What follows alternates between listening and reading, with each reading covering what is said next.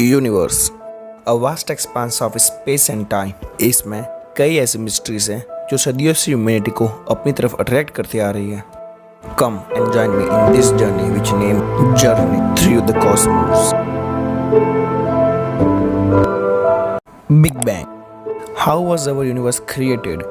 How were these planets, stars, galaxies formed? So the answer is Big Bang. So according to Big Bang theory, हमारा universe including galaxies, stars और planets और भी बाकी सब जो matters जो space में एग्जिस्ट करते हैं वो सब एक ही टाइम पे एग्जिस्टेंस में आए थे, वो भी approx 13.8 billion years ago.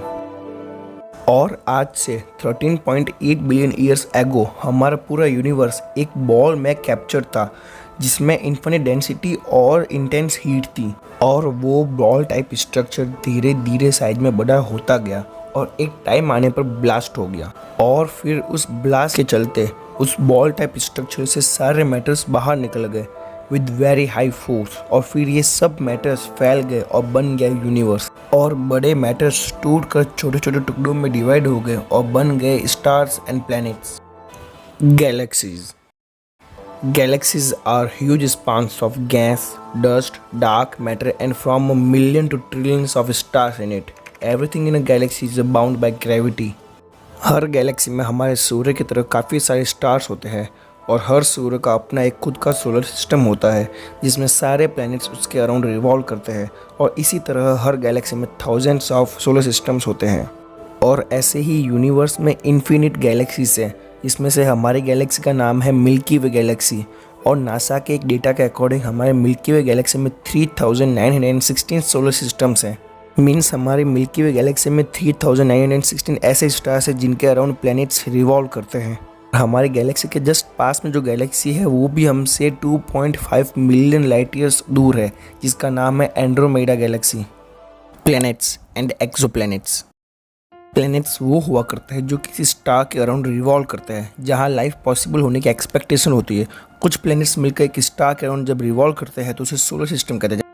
Solar system के बाहर के प्लैनेट्स को एक्सोप्लैनेट्स कहते हैं। In recent years astronomers have discovered thousands of exoplanets, जिसमें से कुछ पर तो लाइफ पॉसिबिलिटी के लिए जो नेसेसरी कंडीशंस हुआ करती है वो भी पाई गई है। Black holes, worm holes.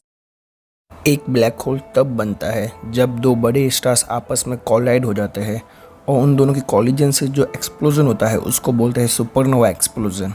और फिर दोनों स्टार्स की डेंसिटी से एक मैसिव ग्रेविटेशनल पॉकेट बनती है जो अपने पास से गुजर रही हर चीज़ को अपनी तरफ अट्रैक्ट करती है, खींचती है। इवन लाइट भी इसके पास से नहीं गुजर सकती क्योंकि ये लाइट को अपनी तरफ खींच लेता है और लाइट उसके अंदर स्टक होकर रह जाती है। इसीलिए ब्लैक होल के पास से टाइम बहुत स्लो ट्रैवल करता है। ब्लैक होल के थ्रू खींची गई हर चीज़ वो अपने सुपर डेंस एंड पॉइंट की तरफ फेंक देता है। सो ब्लैक होल में जाया तो जा सकता है बट आया नहीं जा सकता। वर्म होल्स वो हुआ करते हैं जो स्पेस एंड टाइम के टू सेपरेट पॉइंट्स को आपस में कनेक्ट करते हैं।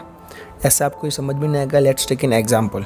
अगर हमें इस गैलेक्सी से दूसरी गैलेक्सी में जाना है जो कि हमसे बिलियन लाइट ईयर्स अवे है, और वहाँ पहुँचने में हमें मिलियन ऑफ ईयर्स लग जाएंगे, बट वर्म होल के थ्रू हम ये डिस्टेंस बहुत जल्दी कवर कर सकते हैं। सो बेसिकली वर्म होल एक शॉर्टकट है जो दोनों गैलेक्सीज को आपस में कनेक्ट करता है। सो अर्थ के टाइम जोन के हिसाब से हम एक गैलेक्सी से दूसरी गैलेक्सी में वर्म होल के through something around 20 to 25 years में ही पहुँच जाएंगे। कुछ साइंटिस्ट का मानना है वर्म होल दो ब्लैक होल्स के मिलने से बनता है, और वहीं कुछ साइंटिस्ट का मानना है कि worm hole black hole and white hole के कॉलिजन से बनता है। Black hole where nothing can escape, white hole where nothing can enter. But अभी तक white holes and worm holes एक कंसेप्ट है जो साइंटिस्ट द्वारा थियोरेटिकली सोचा गया है, रियल में अभी तक ऐसा नहीं दिखा गया। Dark matter and dark energy. Universe formation is a puzzle जहाँ पर ordinary matters like planets, galaxies etcetera universe का ओनली 10 to 20% पार्ट ही है, तो वहीं यूनिवर्स का अप्रॉक्स 80% पार्ट तो dark matters and dark energy से फिलअप है। इनका वास्तविक स्वरूप अभी तक अज्ञात है, yet they play a crucial role in shaping the universe structure and expansion. Cosmic mysteries. Dark matters के मिस्टीरियस नेचर से लेकर यूनिवर्स के एंड पॉइंट तक अभी भी काफ़ी कुछ ऐसा है जो हमें नहीं पता, और ऐसे काफ़ी क्वेश्चंस हैं जिनके आंसर्स हमें अभी तक पता नहीं चले हैं, जिन्हें scientist observations, experiments and theoretical models के थ्रू ढूंढने में लगे हैं। Human exploration.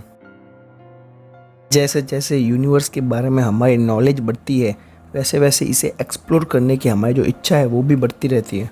Human mission moon and Mars तक तो पहुंच गए और उम्मीद है कि शायद एक दिन दूर के प्लैनेट्स तक भी पहुंच पाएंगे। दूसरे प्लैनेट्स को खोजना चाहिए, पर हमें ये भी नहीं भूलना चाहिए कि हमें अर्थ को भी बचाना है। At the end we all live here. So thank you for joining us on this journey through the universe. Until next time, keep looking up.